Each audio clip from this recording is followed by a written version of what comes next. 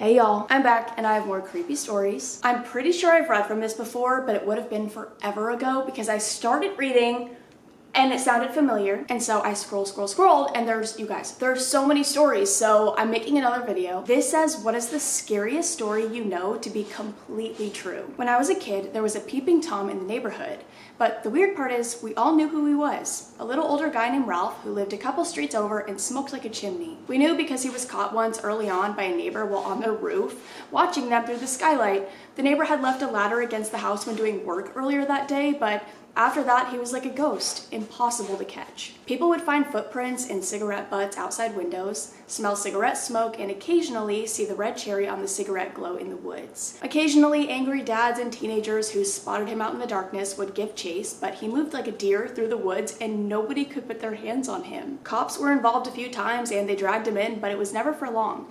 Partially, I think, because he had a disabled wife for whom he was the sole carer. He was sort of a neighborhood boogeyman, though thankfully seemed mostly harmless, if terribly creepy. Many years later, there was a rash of break-ins around the neighborhood.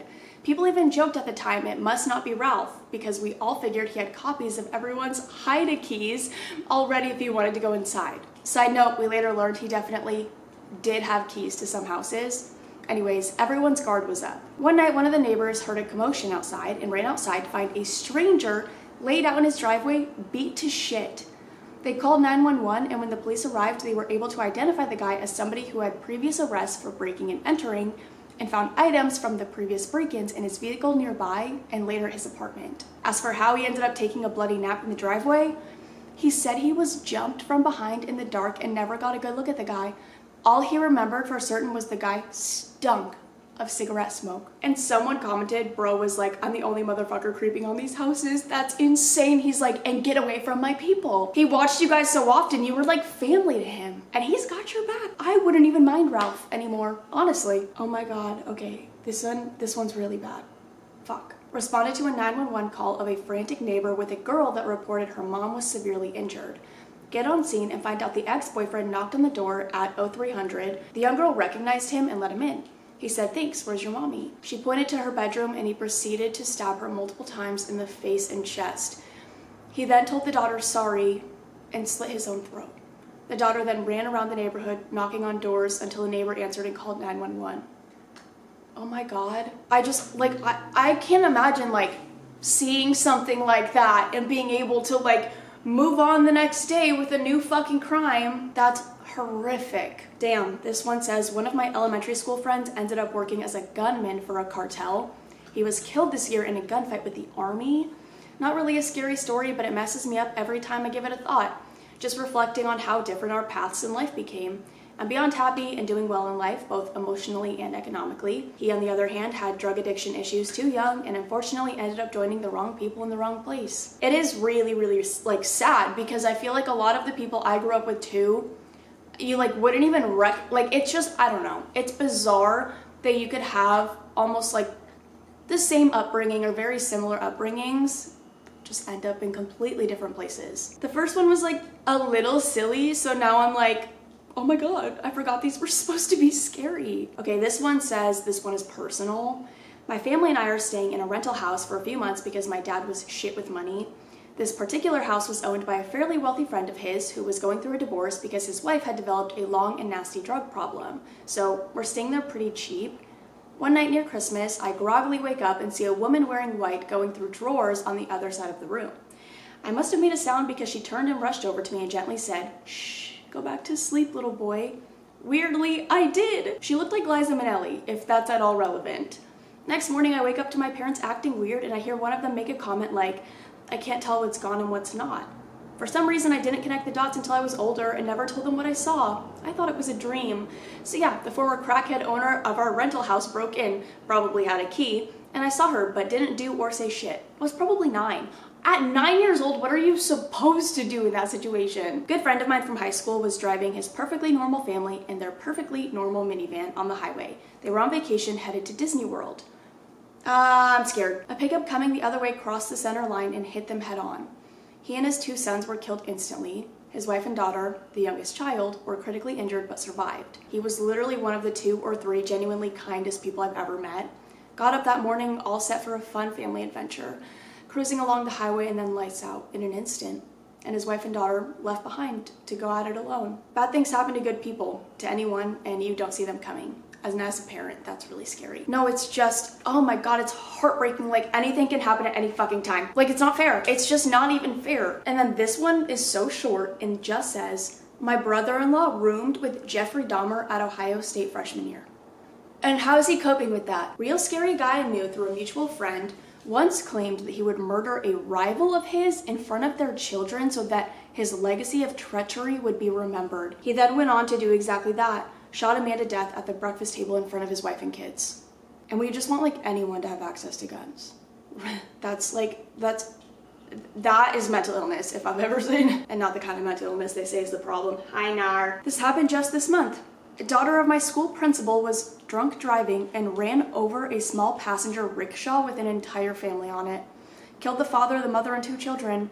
1 kid remains in the hospital until now. I'm so sorry. Can you fucking imagine being that child and your whole family is dead because of somebody being fucking stupid? School principal's daughter got bailed out and escaped into another country. She's now a fugitive.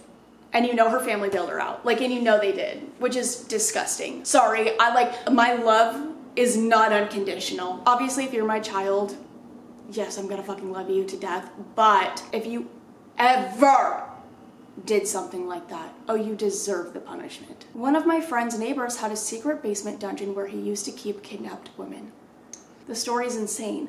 He didn't even kill his victims. They were alive and telling the cops everything, and police still didn't do anything. He seemed like he was collecting a victim from every race, which is somewhat bizarre. But this is the most insane part. He said that his lawyers had to spend several days after his arrest to make it clear to him that taking women and holding them in a dungeon is kidnapping.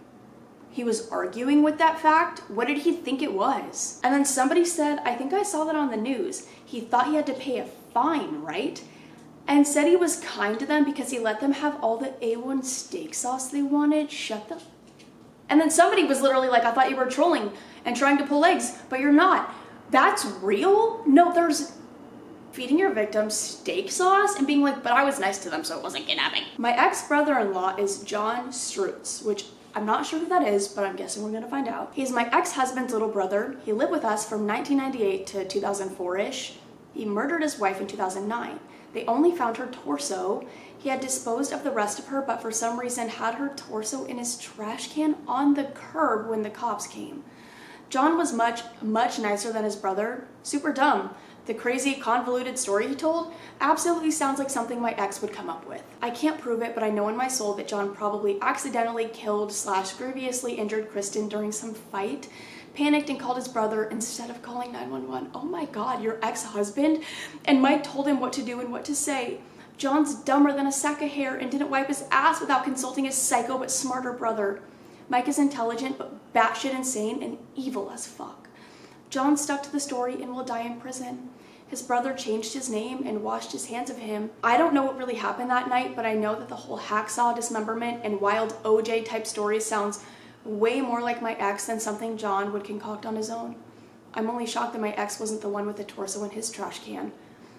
The fact that you were married to that man, oh my God. Oh my God. A local guy here in this very small rural community was watching Terminator 2 on TV and just snapped. He was angry that his sister was picking on him. Got out a gun and killed his mother, sister, 2 brothers, and a brother-in-law. He then jumped in his car and fled and was arrested at a homeless shelter a state away a few days later. How did I find out about this? Next morning, I'm hunting out in the woods, full camo with rifle in hand, walking down a creek bed. Suddenly, a helicopter passes over, then whips around and comes back. I hear a loudspeaker yell to me to stop and put the gun down. I drop the gun and hit the ground and I'm freaking out. 15 minutes later, cops come storming down a path, guns drawn. I yelled, "Hey guys, what's going on?" They cleared my gun, checked my ID, and saw that I wasn't the guy. They told me they were looking for a guy who had just killed his whole family about 10 hours before. It took a few days for him to be spotted and arrested down at the homeless shelter. Our whole small community was pretty much locked down until he was found. It wasn't me, it wasn't me, it wasn't me. Obviously, like, what happened is horrific, like, beyond fucking words horrific. But I just can't even imagine them thinking that, like, I was the one who did that. Like, it wasn't me. My family literally had a party to die for. We hosted a super late Christmas party in March. We invited a few neighbors over, including an older couple. Beyond a few weird comments from the old husband like, "I'm so glad I could have one last good meal," we all had a good time. Everyone kept telling us how great the party and the food was. Eventually, the old couple goes home a bit earlier than the rest of the guests, and we don't think anything of it. About an hour later, as another guest was about to leave, they come rushing back into the house yelling about police and medics on our street. Turns out the husband of the old couple simply dropped dead about 30 minutes after they got home. I guess to be fair, a big talking point at the party was how he was already basically on his last leg thanks to health conditions, and it was only a matter of time. But we didn't think it would be that soon. It's like he knew though, because he was like, oh, like I get to have one good meal, last meal. He had a feeling, but I feel like, I don't know, if like you were that old and you were gonna die, I feel like you'd know. A guy I went to summer camp with murdered his boyfriend in cold blood while he was sleeping. Just stabbed him to death with an awl in his sleep, wrapped the body in blankets, took it downstairs, and left him there. The weirdest part to me is that the picture the news outlets were using was a picture that I took of him. In the context of him being a fucking murderer, the picture freaks me out. Deleted the whole album from my computer really quick. Oh my gosh, I'd be like, why'd you have to pick that one? Because then you feel like weirdly connected to it, even though obviously like you're not. But it's just bizarre to think that somebody you met like at a summer camp, like, I don't know, I'm assuming as kids that something so innocent, like took a picture of him, whatever. I don't know if you guys like remained friends afterwards, but regardless, just like makes you feel like weirdly connected, and I don't like that. Okay, this one's really bad. My mother-in-law and husband saw a motorcyclist lose control and fly over a hedge into some trees. They pulled over and went to help him. What they found was a full leather suit without a head on the ground, and the head, still wearing a helmet, stuck between two branches in a tree. Oh my god, the way that image would never leave my mind. Worked at a pizza place in a small town, had this lady come in every Friday and get 2 pizzas for her family, 2 kids. One Friday she comes in like normal, seems normal, chit chat is normal, grabs the pizzas and heads out.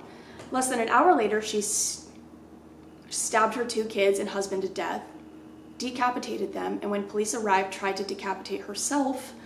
In jail she somehow was able to get something sharp and stabbed herself several times but still survived. Not sure what came out of the trial and whatnot after as I had moved, but yeah, it was super wild. Super nice lady I saw every week. She just snapped, I guess. I just don't even have words for some of these. I used to work at this little market in the Florida Keys when I was a teenager. We had a lot of regular customers. One man, Charlie, would come in almost every day. Charlie was really nice and would always ask me about my day, etc. A few years later, after I had left the Keys, I was watching one of my serial killer documentaries, and imagine my surprise when they profiled the guy I knew from the market.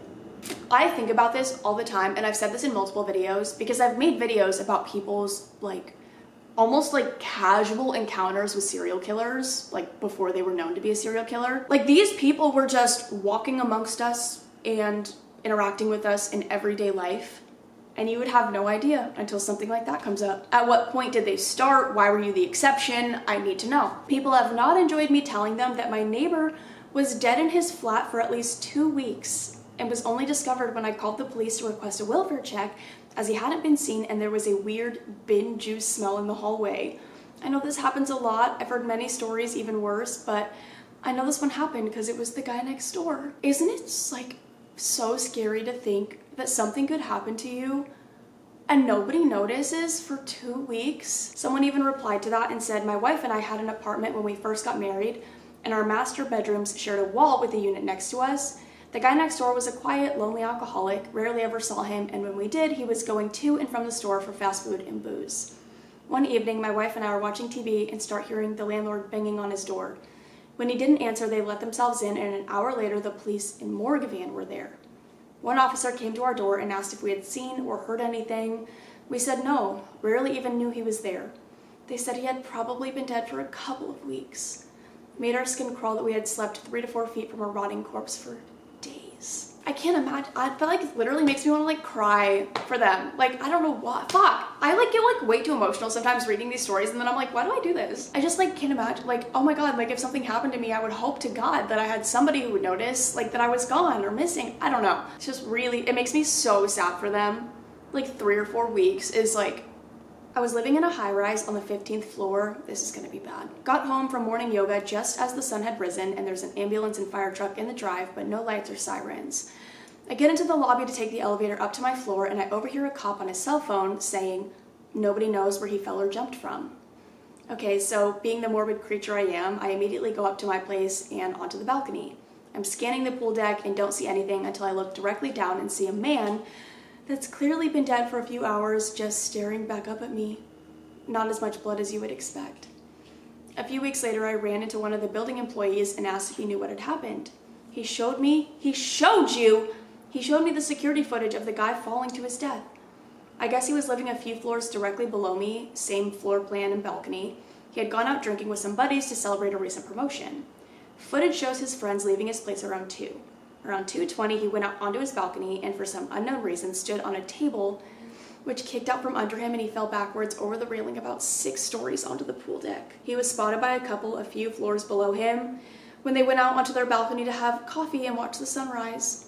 Poor guy died on impact and laid there for like 4 hours. Yeah, I think we're done. That's all I have for now, and this is one of those videos where I'm not even gonna say I hope you enjoyed, because I hope you didn't. With the way this video started, I just didn't think it was going to be as like dark as it was. Obviously the first story was like creepy, it was a weird guy, but it was like silly in the way of like the reply and stuff. I don't know. I know it's not like a silly situation, but it wasn't as dark as the rest of that turned out to be. And I honestly don't remember fully what the last video was like. It could have been this dark and I just forgot. But if you guys have any weird, creepy, scary stories that you want to share with me or the community, I will have my subreddit linked down below. Surprise, surprise, I've got a little bit of rambling to do at the end of this, so I'm gonna go. But I love you guys so much. I will see you in the next one. Bye.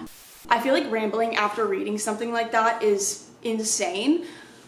But I wanted to like ask you guys about this because I think it's so interesting, and maybe it'll like lighten the mood, I don't know. So all of my cat lovers and cat owners, I'm curious if you guys have ever had a cat who's had like a personality shift the longer you've had them, because Rumble, Gumby, he's sleeping right now, but I'm looking at him, he's on his tower.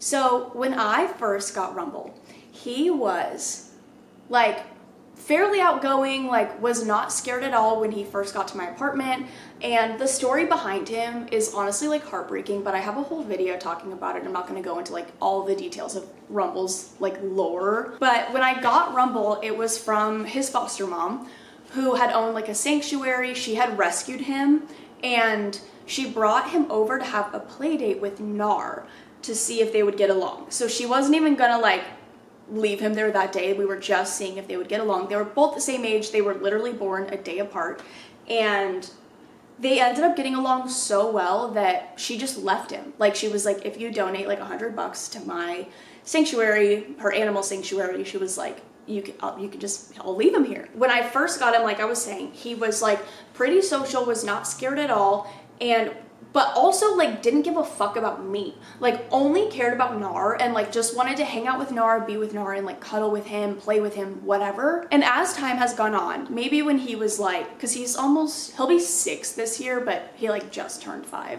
I'm not gonna get ahead of myself. But I would say when they were around 2 or 3, Nar and Rumble started to not get along, and you guys have probably seen it in a lot of my videos where I'm like, oh, my cats are about to fight.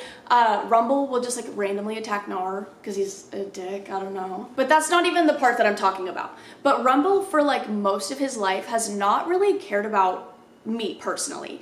Like, he's just kind of existed in the same world as me, obviously, because he lives in my home. But he's never been like super attached to me. But I've noticed I don't know if it's been like the last year or what, he is obsessed with me to a point that I'm like, oh my God, I'm like, my heart is so full. Because for a little bit, I don't even know what it was. He was like not really coming out that often. I really wouldn't see him like that much. I knew he was fine. He was still eating. I was like making sure that he was like not eating and drinking water and going to the bathroom, all that stuff. Super paranoid about my cats, trust me. But he's always just like, after his like kitten phase, he was like really shy, didn't like new people, really didn't like people in general, and would just kind of like do his own thing most of the time.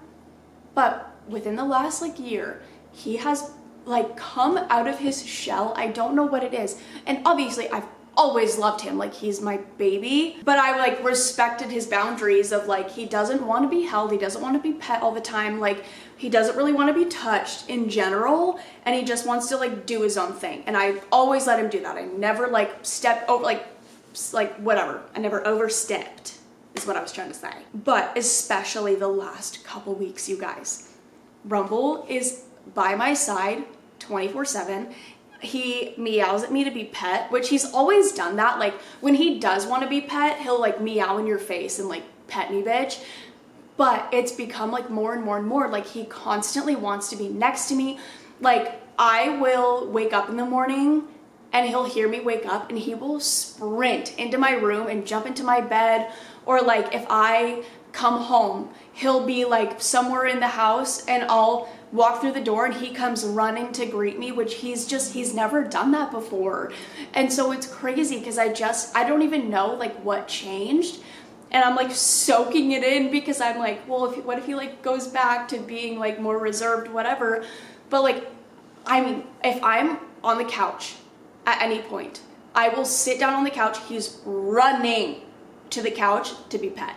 Like he just wants to be pet like 24/7, and I could pet him for like 15 minutes. And if I stop, he's like, hello. But I don't know, I just like love it. I feel like he's been so lovey and so sweet, and like he's always been sweet, but like he's just like so cuddly right now because I'll be petting him too, and then he'll just like plop next to me. Or like last night, like came into my bed and like slept with me, which he's almost never done other than when he was a kitten. So I don't know, I'm like, oh my god, I like love this like new character arc from Rumble. And I'm just curious, I guess, if you guys have noticed your animals like have like a personality shift. I just think it's so interesting because like Nar has been the same his entire life. And same with Weems for the most part. Like Weems has always been super cuddly, but also like a dick. And Nar's always been Nar. But yeah, I don't know. I guess I'm just curious if you guys have ever had something like that happen. But yeah, that's about it. And I just rambled for a really long time about my cat, so I'm gonna go. Love you so much. See you.